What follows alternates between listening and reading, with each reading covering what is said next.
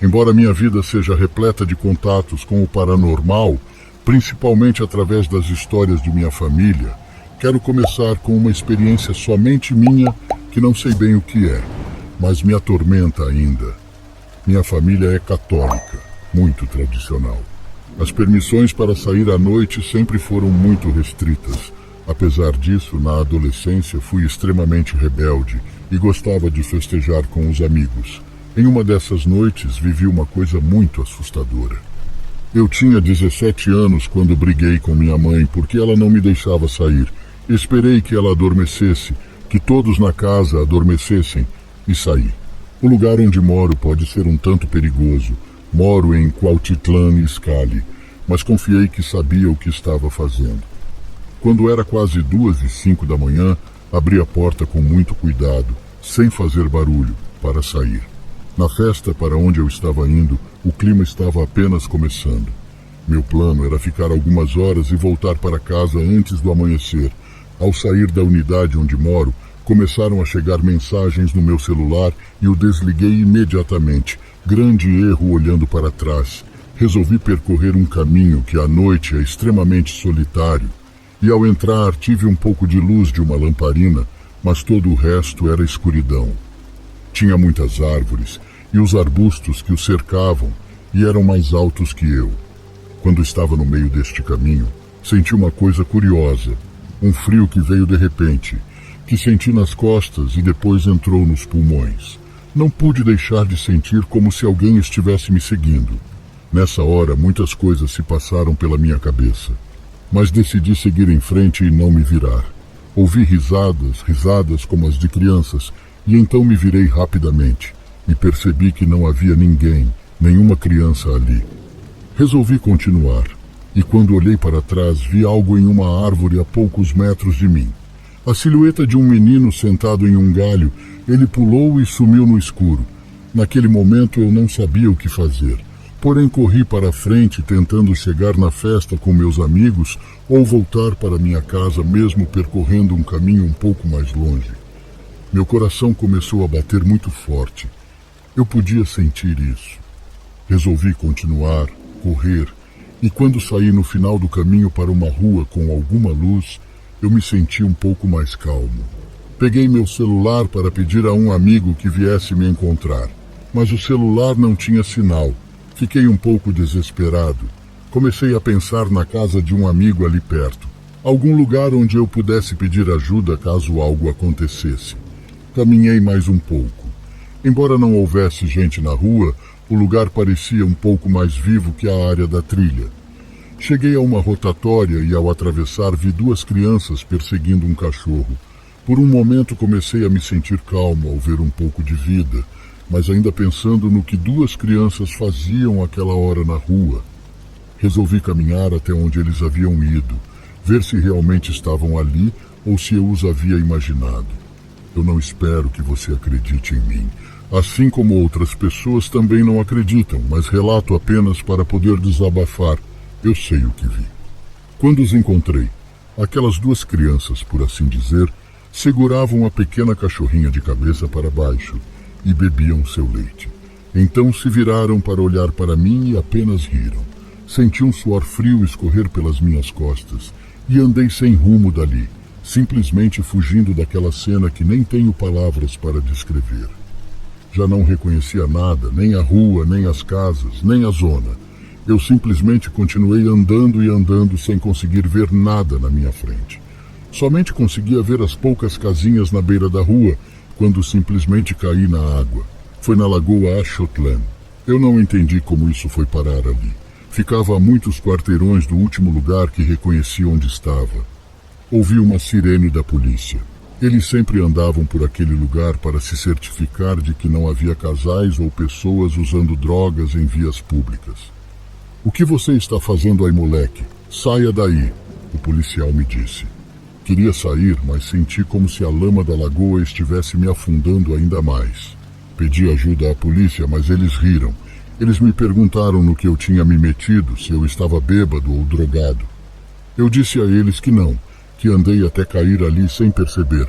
Um dos policiais me ajudou e depois me puxou. Ele colocou a mão no meu moletom e encontrou algo. Algo que eu não tinha visto. Algo que eu definitivamente não sabia que estava carregando. Uma boneca feita de gravetos que fedia horrivelmente. Ele ergueu a mão para seu parceiro pegar. Mas o outro policial apenas bateu em sua mão para que ele o soltasse. Ele gritou para ele largar aquilo. Os dois policiais andaram rápido para a viatura e eu o segui. Naquele momento, preferi ser levado sob custódia em vez de ter que caminhar para casa por aquelas ruas escuras. Não, fique aí, moleque. Eles gritaram e parecia olharem para trás. Virei-me para ver se havia alguma coisa atrás de mim, mas não. Eles estavam fugindo de mim. Sem dizer nada, comecei a andar, olhando para o céu, me perguntando o que estava acontecendo, e quase sem perceber, cheguei ao estacionamento de um shopping. Graças a Deus, eu já sabia onde estava. A casa de festas não ficava longe.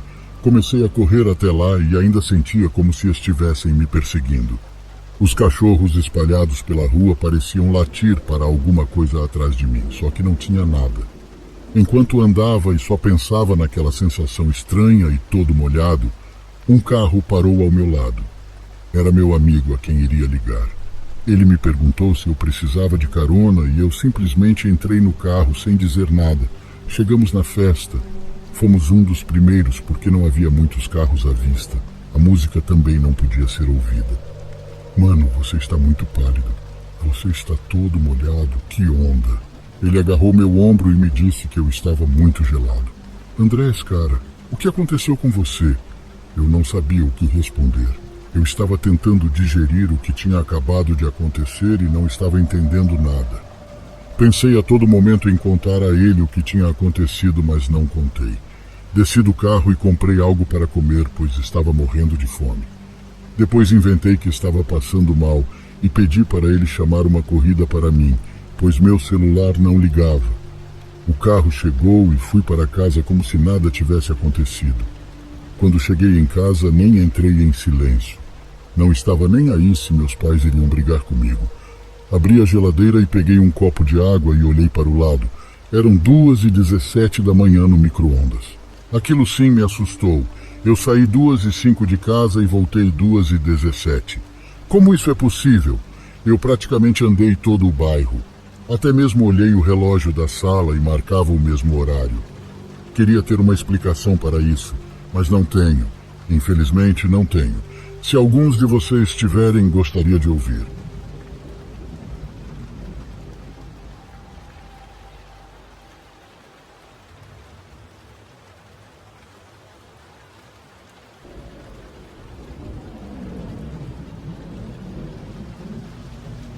Meu nome é Miguel. Sou taxista há mais de 40 anos e continuo dirigindo. Talvez não com o pique da minha juventude, mas continuo. Porque francamente não tenho nada para fazer em casa. Minha esposa morreu há 2 anos com a doença que nos tirou muitos entes queridos. Parece irreal que o tempo tenha passado tão rápido. No entanto, também acredito que todos nós que passamos pela mesma coisa ainda nos lembramos de nossos parentes como se fosse ontem.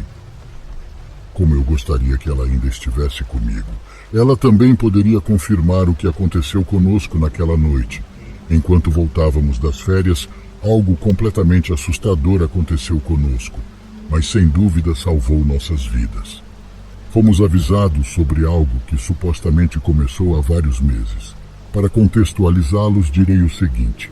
Como você já sabe, sou taxista e me verá regularmente no local de táxi onde trabalho.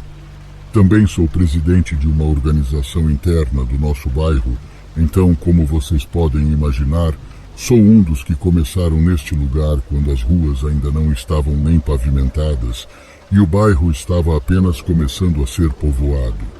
Já vivi muitas coisas nessa profissão, desde partos, doentes, comerciantes de drogas e tudo mais que você possa imaginar de bom e ruim.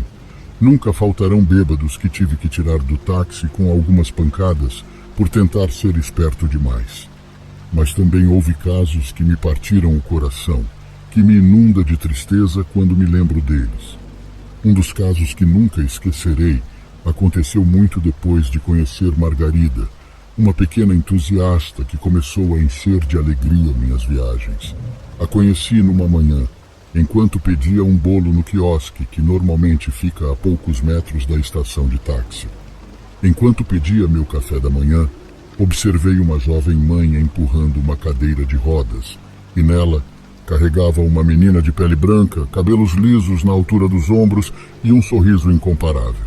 Da minha posição, observei que ela se aproximou da portinha que temos no local e, segundos depois, deu alguns passos para chegar ao primeiro táxi que estava na fila. E sim, era o meu. Então pedi ao atendente que se apressasse e colocasse meu café da manhã em uma sacola para que no final da viagem eu pudesse comer onde quer que aquele destino me levasse. Peguei meu café da manhã e fui até meu táxi para cumprimentar aquelas duas pessoas que mudariam minha vida. Eu disse olá e imediatamente ofereci minha ajuda àquela mãe para pegar sua filhinha e colocá-la no banco de trás. Abri o porta-malas e dobrei a cadeira de rodas para poder colocá-la no porta-malas e começar nossa jornada. A mulher e eu conversamos um pouco e logo fiz a pergunta de sempre.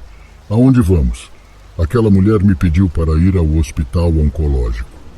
A partir daquele momento senti um balde de água fria no corpo, pois sabia do que se tratava realmente.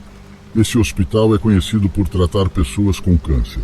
Tentei não demonstrar a surpresa no rosto e liguei o carro para iniciar nosso caminho. Automaticamente, segundos depois, o rádio começou a transmitir a estação que sempre ouço e fiquei em silêncio por alguns minutos, procurando uma maneira de iniciar uma conversa com aquela mulher. Não foi necessário dizer uma palavra para iniciar alguma conversa. Margarida perguntou se aquele desenho que estava no meu painel era o Bob Esponja. Sorri e disse a ela que sim, que era o desenho animado preferido dos meus filhos. E ela imediatamente me disse que também adorava. Isso melhorou um pouco o clima e começamos a conversar sobre qual era o episódio favorito dela. O tempo passou enquanto conversávamos até que finalmente chegamos ao hospital. Liguei os pisca-pisca e estacionei por um momento em frente.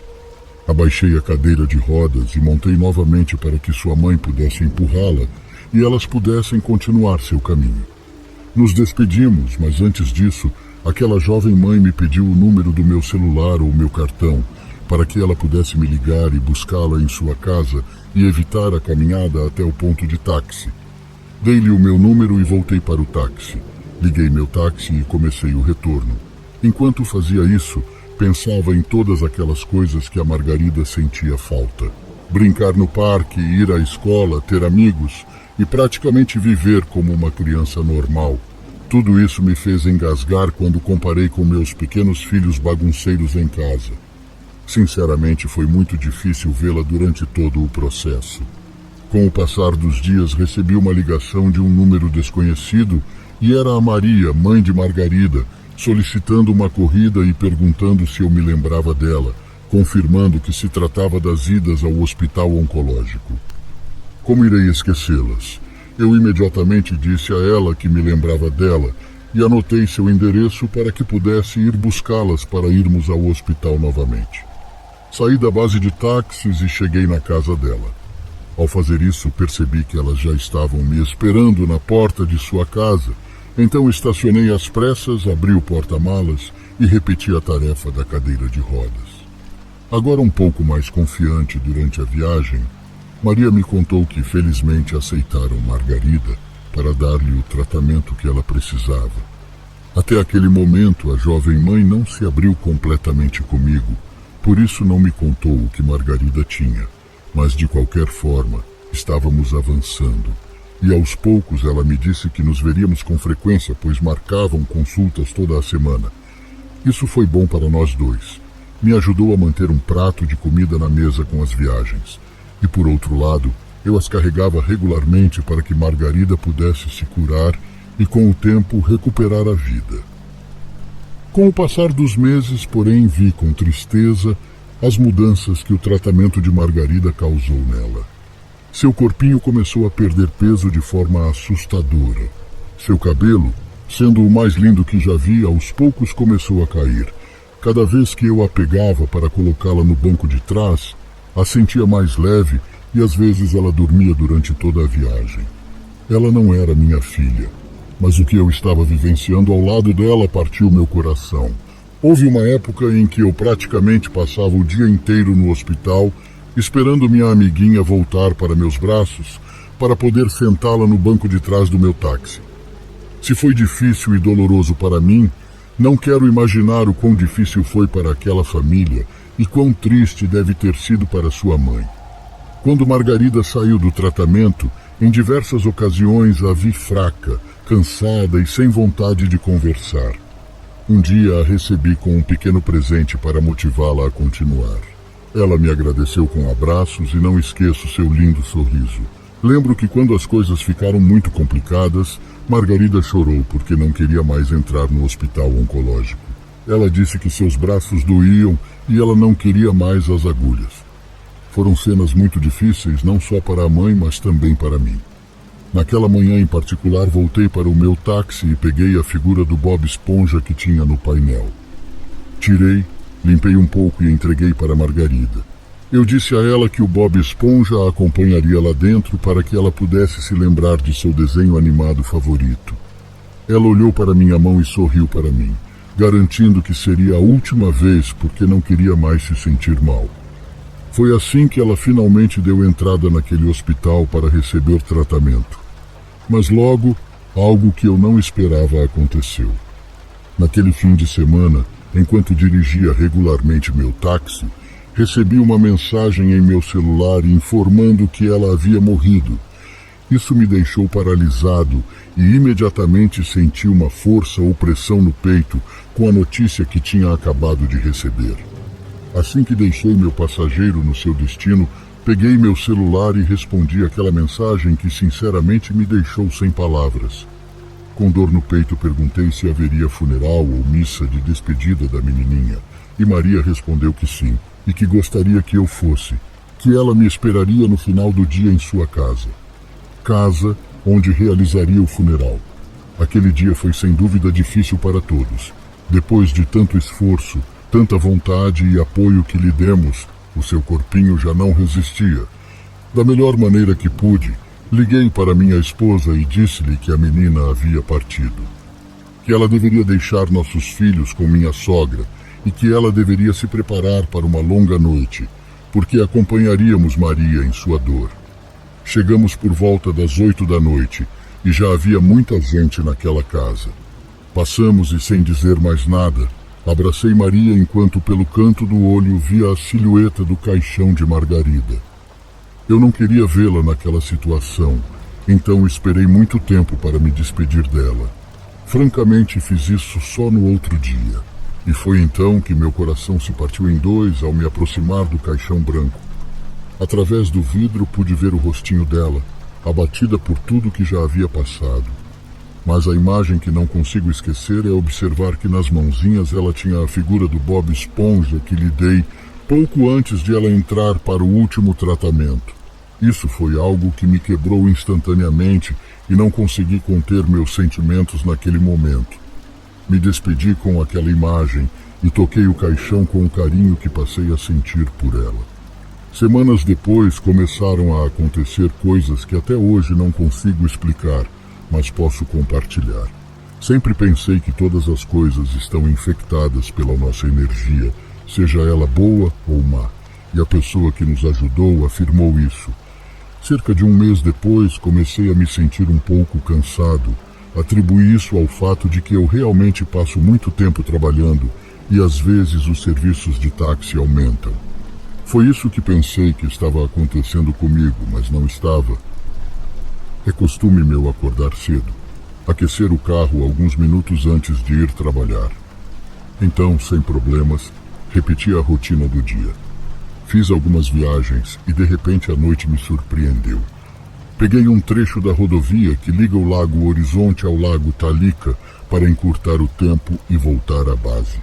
Pacientemente esperava pela última viagem ou voltar para casa dependendo de como me sentisse. Como é comum nas rodovias, sempre tem alguém tentando te pressionar para ir mais rápido. E naquela noite eu ganhei um desses. Mas a verdade é que não me importei muito e continuei meu caminho embora de vez em quando suas luzes machucassem um pouco meus olhos. E foi numa dessas ocasiões em que, ao me virar inconscientemente, pude ver um corpo que estava no banco de trás. Essa silhueta era muito parecida com a de Margarida. Tentei manter a compostura, mas meu coração começou a bater muito forte. Pensava sem parar como aquilo foi possível. Pelo que senti e pensei, tínhamos terminado bem. Olhei para frente e quase imediatamente olhei para trás novamente, mas não havia nada. Abri um pouco a janela do táxi para tomar um pouco de ar e não voltei para a base. Fui direto para casa. Enquanto minha esposa me servia o jantar, contei a ela o que havia acontecido comigo. Os pelos de seus braços se arrepiaram. A morte daquela menina era recente, fazia cerca de um mês. Tentei me enganar dizendo que possivelmente foi o carinho que tinha por ela. E talvez meu inconsciente estivesse pregando uma peça muito ruim. Porém, as coisas não parariam por aí. Quando compartilhei isso com um colega taxista, ele me disse que às vezes fragmentos das pessoas demoram um pouco para ir embora. Elas vagam por seus últimos lugares não com a intenção de assustar as pessoas, mas sim para se localizarem e descobrirem que estão mortas. De qualquer forma, você vai entender que isso foi realmente assustador para mim. Algo anormal e completamente assustador. Principalmente quando se trata de alguém que acabou de morrer, alguém que era muito querida. A segunda vez que Margarida me assustou foi em casa. Como já vos disse, tenho 2 filhos, e normalmente os mais pequenos deixam os brinquedos por todo o lado. Naquela manhã, antes de abrir o portão para tirar o carro, enquanto caminhava até a porta do táxi, vi que jogaram a bola azul de um dos meus filhos. Aquela bola quicou levemente para onde uma bicicleta estava pendurada na parede, mas isso não foi a coisa mais chocante. Segundos depois, quando eu estava tentando pensar que talvez fosse uma rajada de vento, algo ou alguém impossível de ver, levantou a bola novamente para jogá-la na direção de onde eu estava. Isso fez meu sangue gelar às 5 da manhã daquele dia. Um colega me contou que naquela manhã cheguei ao trabalho bastante pálido, e não foi à toa, mas não contei nada a ele. A verdade é que fiquei o dia todo pensando em como ou por que isso estava acontecendo comigo. Ao voltar para casa e após tomar banho, enquanto comia, comentei o novo acontecimento para minha esposa. Ela imediatamente disse que não era mais normal e que precisávamos de ajuda. Eu disse a ela que não era grande coisa, porque repeti o que meu companheiro havia me contado sobre como eles demoravam para ir embora. Mas algum tempo depois me arrependi de não ter procurado ajuda.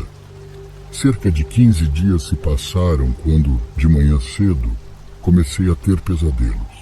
Neles, Margarida estava como sempre no banco de trás e cantava uma música que não reconheço. No meu sonho, senti que aquela melodia era muito triste, mas o que realmente começou a me assustar foi que a voz de Margarida, aos poucos, mudava para uma voz grossa e envelhecida, com eco e que continuava cantando enquanto ria. Isso certamente me acordou e foi quando olhei para o lado e pude ver a silhueta de Margarida parada na beira da minha cama. Gritei tão alto que acordei todos na casa. Assustada, minha esposa me perguntou o que estava acontecendo comigo. Ela acendeu a luz da cômoda e aquela sombra desapareceu. Acho que minha esposa começou a pensar que eu estava louco. Mas assim que amanheceu, fomos a um curandeiro. Foi lá que finalmente soube o que estava acontecendo. Supostamente Margarida não sabia que estava morta e, aproveitando que seu espírito poderia fazer o que não poderia em vida, ela tentou brincar e me acompanhar em meu percurso. Ela me visitou em meus sonhos, mas não só isso. Havia um espírito sombrio que queria tomar o seu lugar. É por isso que sua voz mudava para aquele som diabólico. Meu cansaço era porque ela estava apegada a mim e tirava minha energia para poder realizar suas manifestações ou atos de presença. Foi isso que aquele curandeiro nos disse naquela manhã. Ele pegou algumas velas, uma garrafa de álcool e desenhou uma cruz no chão. Então ele começou a explicar a Margarida que ela precisava ir até Deus. Sinceramente, pensei que ele só queria pegar nosso dinheiro ou que era tudo mentira. Mas tudo isso mudou quando acendi o fogo, comecei a sentir o perfume que Margarida sempre usava. Imediatamente senti um nó na garganta e sabia perfeitamente que ela também estava naquele lugar. O ritual terminou e o curandeiro disse que o espírito de Margarida havia ido para a luz. Pagamos e saímos daquele lugar. Fui deixar minha esposa em casa e voltei ao ponto de táxi para continuar meu dia.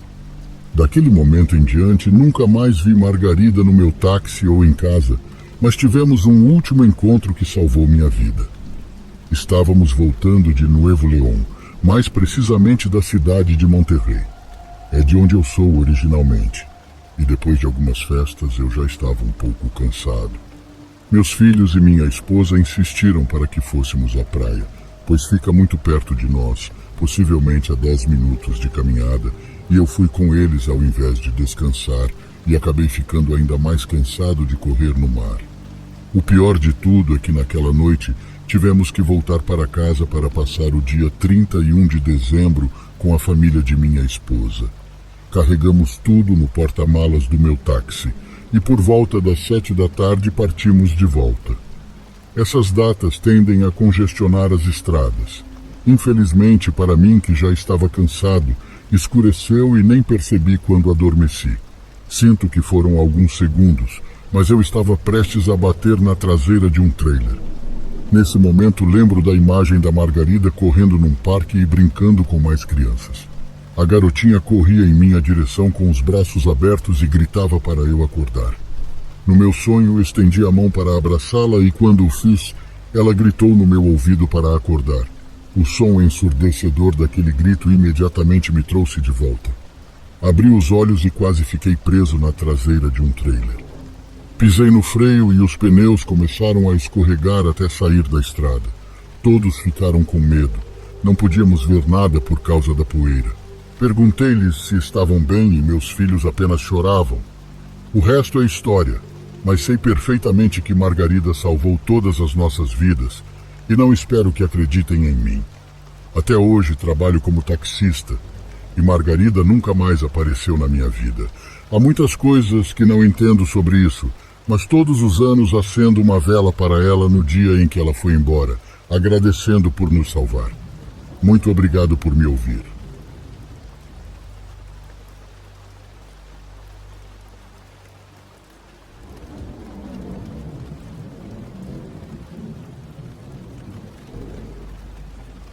Trabalhei em uma grande casa de repouso por alguns anos. Eu absolutamente amei meu trabalho. Trabalhei principalmente com idosos. Acabei me tornando uma assistente muito requisitada e fui transferida para a enfermaria de demência, para a enfermaria de reabilitação de curto prazo e para a enfermaria de derrame. Sendo uma pessoa sociável, eu realmente não me importava. Gosto de ir além em meu trabalho e conhecer meus pacientes e suas famílias. A um nível mais pessoal, senti que isso me tornou uma pessoa melhor. Não era incomum eu ser designada para cuidar dos pacientes mais difíceis, porque normalmente conseguia lidar com eles sem muitos problemas. Então, era um dia normal. Minha responsável mencionou que receberíamos algumas novas internações, e eu não pensei muito nisso, pois era algo comum. Tudo correu normalmente e nós os acomodamos em seus quartos. Mas havia um paciente em especial que estava sendo difícil e tentou fugir algumas vezes. Naquele dia, acabamos precisando movê-lo para a unidade segura. Eu podia ouvi-lo gritando e xingando todo mundo, dizendo que eram todos idiotas e que era desnecessário fazer tudo aquilo. Algumas enfermeiras sugeriram que eu tentasse acalmá-lo, então é claro que disse que sim. Abri um sorriso e comecei a perguntar qual era exatamente o problema. Ele imediatamente pareceu gostar de mim e se acalmou. Ele me disse que ninguém ali sabia fazer seu trabalho e que ele queria um pouco de comida, somente isso. Eu disse a ele que o jantar seria servido em breve e que eu levaria a bandeja para ele. Ele cooperou com todos enquanto eu estive por perto, tomou os remédios, tomou banho, se acomodou na cama sem problemas. Porém, assim que meu turno terminou, ele imediatamente começou a agir daquela maneira rude de novo e acabou precisando de supervisão individual. Diferentes membros da equipe se revezavam para monitorá-lo e, eventualmente, eu também o fiz. Nos meus turnos, pegava um sorvete para ele aqui e ali e assistíamos um pouco de TV. Ele me contou um pouco sobre sua vida e perguntou sobre a minha também, principalmente se eu gostava do que fazia e por que nunca tinha trabalhado na unidade de segurança. Eu disse a ele que geralmente tinha meu próprio grupo de pacientes, dos quais precisava cuidar, mas que faria um esforço para aparecer e vê-lo quando pudesse. No início, o restante da equipe achou ótimo. Eles me chamariam se ele começasse a agir de forma agressiva e tudo ficaria bem. Mas então ele começou a ficar um pouco apegado demais.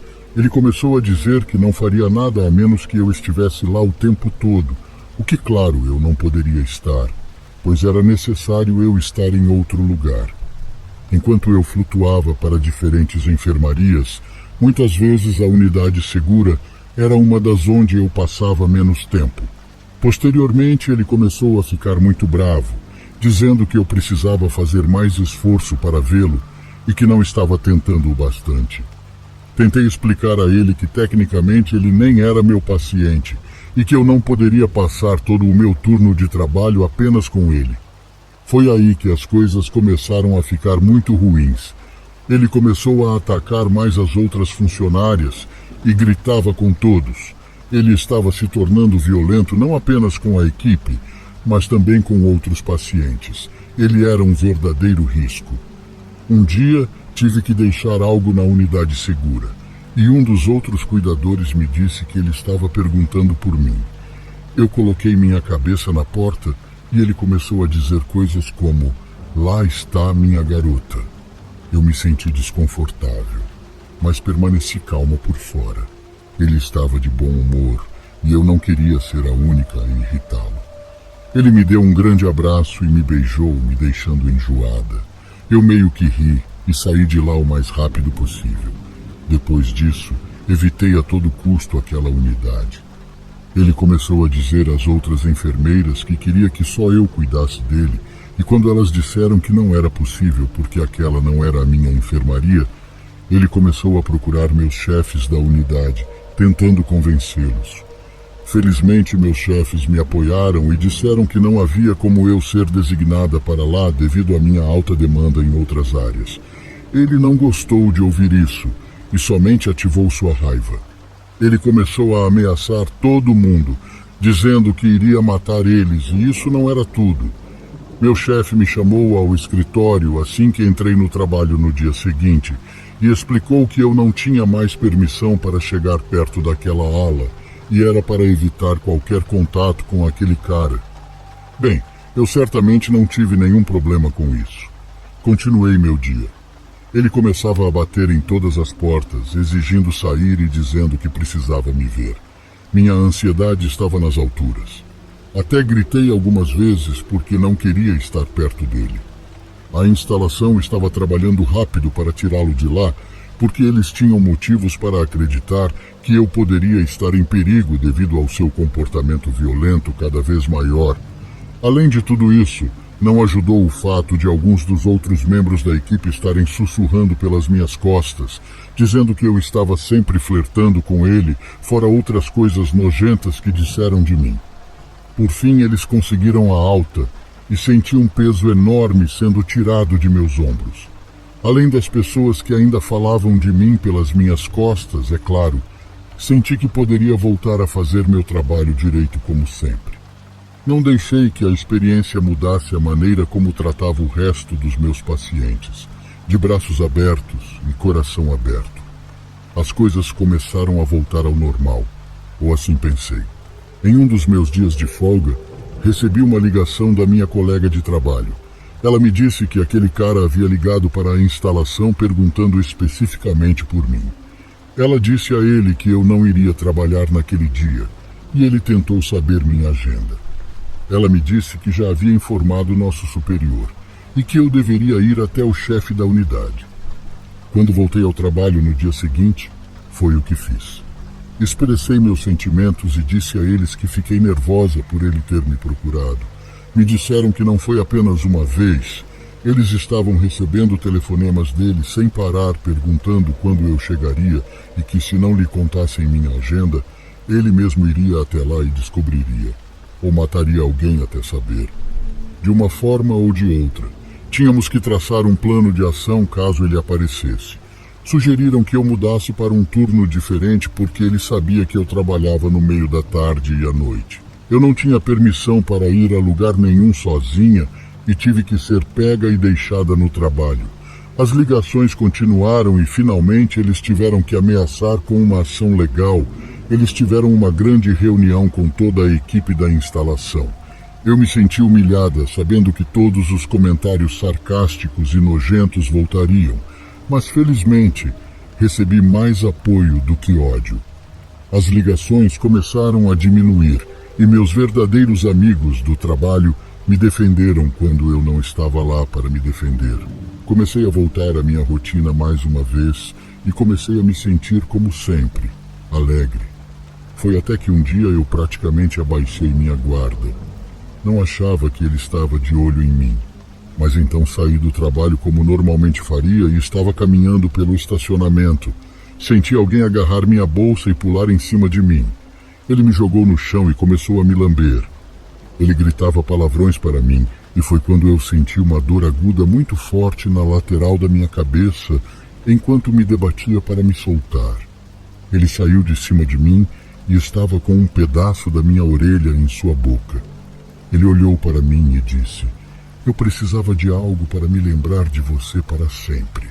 Ele pegou e saiu andando de forma normal, enquanto eu corria de volta para a entrada com o sangue escorrendo pelo meu pescoço.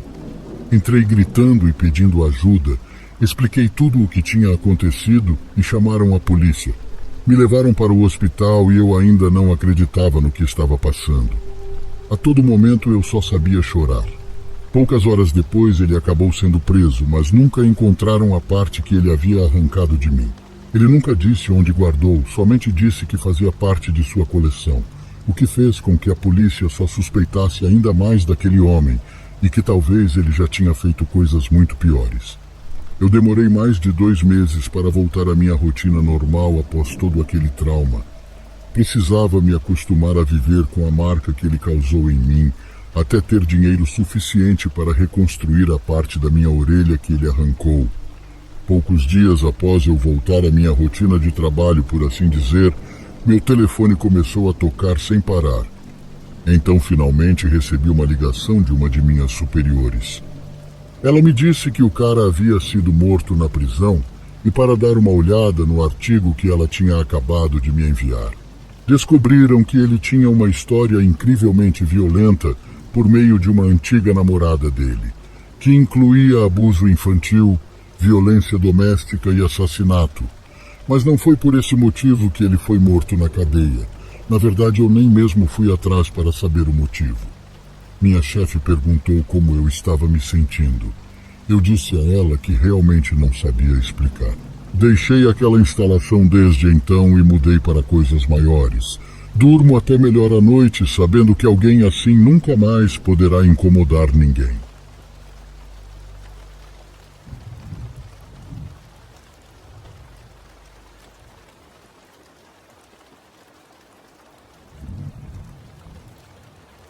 Era uma sexta-feira após a escola, o que significava videogames, e se falar com meus amigos a noite toda pelo telefone. Acabará de descer do ônibus e tinha a casa só para mim. Meus pais ainda estavam no trabalho, minha mãe geralmente não chegava até depois das 5, junto com meu pai que geralmente chegava por volta das 6h30. Meu irmão mais velho também não estava lá. Honestamente, eu não tinha ideia de onde ele estava, mas era adulto então poderia estar fazendo qualquer coisa. Assim que cheguei em casa, fui direto para a cama e vesti roupas confortáveis, como calças de moletom e uma camiseta grande que ficava muito grande para usar em público. Isso realmente era uma das melhores sensações para mim quando criança. Não me interpretem mal, eu amava a escola e ver meus amigos, mas havia algo agradável em estar em casa depois de uma longa semana de escola. Eu frequentava uma escola católica, então o código de vestimenta era muito rigoroso, por isso assim que chegava em casa, gostava de trocar de roupa. De qualquer forma, minha mãe ficava chateada se eu estivesse usando minha roupa da escola pela casa. Segui minha rotina habitual de tomar um banho, relaxar um pouco e comer alguns lanches enquanto esperava meus amigos se conectarem para jogar videogame. Minha mãe chegou um pouco antes do que eu esperava e disse que ela e meu pai iriam a uma espécie de festa que estava a algumas horas de distância. Meu pai chegou pouco depois da minha mãe também. Eu estava animado que eles estavam indo para uma festa porque isso significava que eu teria a casa só para mim a noite toda. Meus pais saíram para a festa por volta das 7 da noite. Eles me disseram para ter cuidado e me deram um abraço antes de saírem, e disseram que estariam fora até tarde e que se algo acontecesse para eu ligar para nosso vizinho em caso de emergência. Claro, também ligaria para meus pais, mas eles não seriam de muita ajuda se estivessem a 2 horas de distância. Temos uma relação muito próxima com nossos vizinhos e tem sido assim por muito tempo. Meus pais os conhecem desde antes de eu nascer e os consideramos como família. Reassegurei minha mãe que tudo ficaria bem e que eles mereciam ter uma boa noite. Ambos trabalham muito e sempre foram excelentes pais. Um par de horas depois que eles saíram, comecei a me sentir cansado. Meus planos de ficar acordado a noite toda e fazer uma maratona de jogos falharam. Eu estava muito mais cansado do que o habitual e não me importava em lutar contra o sono. Fiquei acordado na minha cama por um tempo mandando mensagens para meus amigos, verificando as redes sociais e assistindo vídeos no YouTube. De repente, ouvi um carro lá fora. Pulei da cama pensando que era minha mãe e meu pai finalmente chegando em casa. Olhei pela persiana da minha janela e esfreguei os olhos. Não reconheci o veículo de jeito nenhum. Então eles estacionaram na entrada. Assim que fizeram isso, os faróis do carro brilharam diretamente para mim e rapidamente virei a cabeça para longe da janela. Liguei para minha mãe, mas não houve resposta. No começo, me perguntei se talvez meus pais tivessem bebido demais e alguém os tivesse trazido para casa. Mas achei isso muito improvável, já que eles não eram grandes bebedores. Olhei pela janela muito ligeiramente, tentando não ser visto. Alguns segundos depois, o carro acelerou o motor e deu marcha ré para fora da entrada e foi embora pela nossa rua. Moramos em uma rua nos fundos de uma subdivisão muito pequena e há apenas cerca de 3 ruas em todo o nosso bairro, e minha rua tem apenas cerca de 8 ou 9 casas nela. Se você está se aproximando de nossa casa, somos a terceira casa desde o final à direita de nossa rua e nossa rua é um beco sem saída. Pensei que talvez estivessem bêbados ou drogados e tentando descobrir para onde estavam indo ou algo assim. Oh cara, isso não poderia estar mais longe da verdade. Descobri exatamente o que estavam fazendo e definitivamente não estavam perdidos. Percebi isso cerca de 20 minutos depois. Tudo o que pude ver foi o carro indo em direção ao final da rua onde o beco sem saída encontrava a trilha escura da floresta. Eu não conseguia ver tão longe da minha janela ou de qualquer uma das outras janelas da casa e definitivamente não iria sair para investigar. Percebi que coisas como essas podem acontecer de vez em quando, onde alguém entra na sua entrada porque talvez precise dar meia volta ou se acomodar, ou umas 10 outras coisas que poderiam estar fazendo. Mas tive um pressentimento sério e horrível sobre isso. Nunca houve muito tráfego na nossa rua, e era tarde da noite, e estando sozinho em casa, estava preocupado. O tempo passou o suficiente para eu esquecer do carro e quase adormecer quando de repente ouvi alguém gritando na casa. Demorou alguns minutos para eu perceber o que estava acontecendo porque estava tão surpreso e ainda meio adormecido, mas alguém tinha entrado em nossa casa. Saltei da cama mais rápido do que pensei ser possível. Juro que podia literalmente ouvir meu próprio coração batendo, tão assustado eu estava. Eu tinha que agir rápido e sabia que o tempo estava se esgotando. Minha única opção era fugir. Realmente não tinha nada para me defender e não tinha onde me esconder. Nossa casa é bastante pequena em comparação com uma casa média americana, então eu sabia que era apenas questão de minutos antes do intruso me encontrar vulnerável. Mas isso se eu tivesse sorte. Ele poderia passar pela porta do meu quarto a qualquer momento e eu sabia que minha mãe finalmente começara a me ligar e meu telefone estava tocando. Eu não atendi porque não queria alertar o intruso. Eu só estava rezando para Deus para que quem estivesse dentro comigo não ouvisse meu telefone tocar. Corri até minha janela e abri as persianas e tentei abrir minha janela para poder escapar em segurança. Por alguma razão, não consegui abrir a maldita coisa. Nunca havia aberto minha janela antes e estava trancada, mas não importava o quanto eu tentasse girar a alavanca, simplesmente não se movia. Sabia que agora estava em sérios problemas. Precisava ganhar algum tempo desesperadamente antes que o homem me encontrasse sozinho. Deslizei minha cômoda pelo chão e a coloquei na frente da porta para agir como barricada e esperava que isso fosse suficiente para evitar que ele entrasse no meu quarto se tentasse. Eu não tinha um armário no meu quarto, então o único lugar onde eu poderia me esconder era debaixo da minha cama. Pensei que isso fosse muito óbvio e provavelmente seria o primeiro lugar onde alguém procuraria, mas não tinha outra opção. Ouvi passos no chão de madeira se movendo pelo corredor em direção ao meu quarto, depois uma batida forte e agressiva, seguida de um breve momento de silêncio. Ele bateu tão forte e me assustou tanto que tive que cobrir a boca antes de soltar um grito desesperado. Então ele começou a mexer na maçaneta da porta tentando entrar, mas sem sucesso. Então ele começou a falar comigo.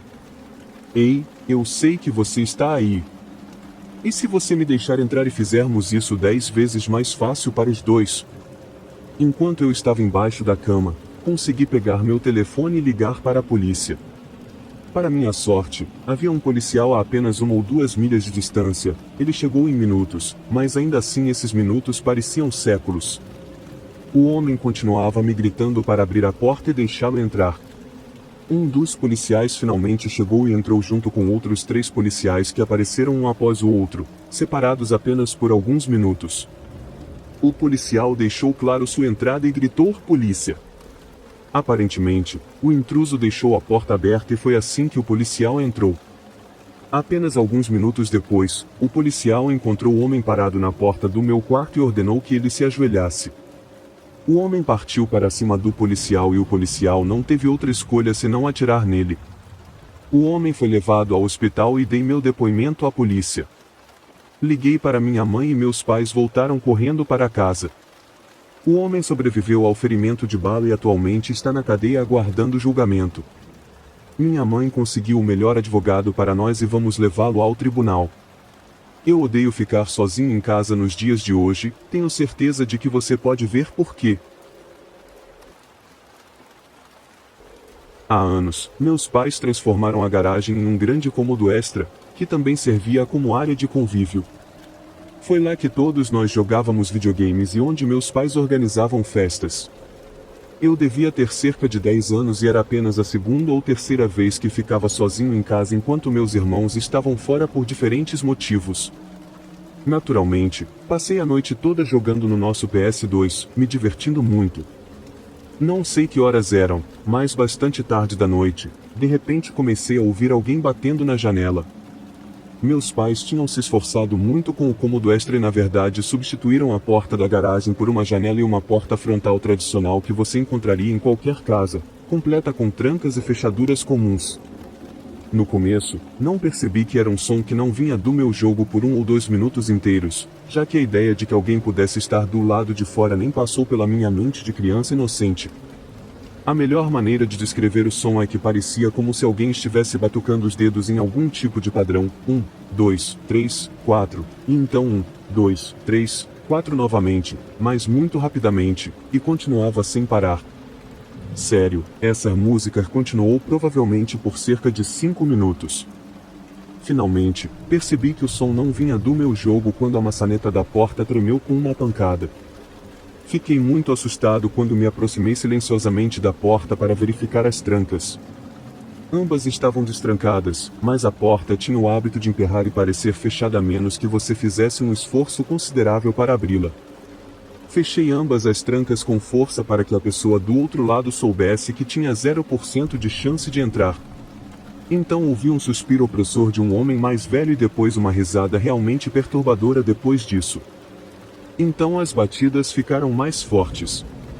Estou falando de batidas agora, ele estava batendo na porta provavelmente tão forte quanto podia. Fiquei apenas parado ali, com medo, e então ele parou. Ele se moveu em direção a uma das janelas próximas e tentou olhar através dela, mas estava coberta com um cobertor. embora eu pudesse ver sua sombra e estivesse absolutamente aterrorizado. Sem saber o que fazer, fiquei congelado de medo. Então ele voltou para a porta e foi então que disse: "Deixe-me entrar, querido. Estou com frio e fome. Você não quer ser gentil com seu vizinho?" Desliguei a luz, corri para meu quarto e me escondi no armário no escuro sob meu cobertor até meus pais voltarem para casa algumas horas depois de seu encontro de aniversário. Nunca contei a eles o que aconteceu porque era jovem demais para me preocupar mais em me meter em problemas por ficar acordado além da minha hora de dormir. No ano passado, eu estava alugando uma casa em uma pequena vila mineradora antiga e economicamente deprimida na Virgínia. Eu morava sozinho. Em uma das primeiras noites quentes da primavera, adormeci na minha sala, na minha poltrona reclinável, mas acordei desagradavelmente por volta das 4 da manhã ao som da maçaneta da porta girando. Pensei que alguém devia ter errado o endereço ou algo assim, mas a maçaneta da porta continuava girando persistentemente. Não tinha olho mágico nem janela para ver quem estava do lado de fora, então simplesmente me aproximei da porta por dentro e gritei: "Ei, endereço errado!" Então a porta começou a tremer violentamente e uma mão começou a bater nela. "Saia da minha propriedade, casa errada!" O homem do outro lado rosnou para mim e começou a fazer esses ruídos estranhos e horríveis como um animal selvagem. Peguei uma faca na minha gaveta da cozinha, chamei a polícia e esperei dentro de casa até eles chegarem. 2 policiais apareceram, mas quando chegaram, a pessoa já tinha ido embora. Os policiais inspecionaram a casa e a procuraram minuciosamente, mas não encontraram ninguém. Eles foram embora e me disseram para ligar de novo se algo acontecesse. Então segui meu dia e já era por volta das 5 da manhã. Não consegui dormir novamente porque estava muito ansioso com toda a situação. Mais tarde naquela noite, quando cheguei em casa do trabalho, estava preocupado que talvez alguém tivesse entrado. Agora, isso era apenas minha ansiedade falando e não tinha motivos para acreditar nisso. Tudo em que conseguia pensar no trabalho era que essa mesma pessoa ia voltar. Bem, quando cheguei em casa, tudo parecia normal, não havia sinais de ninguém, de arrombamento ou de algo suspeito.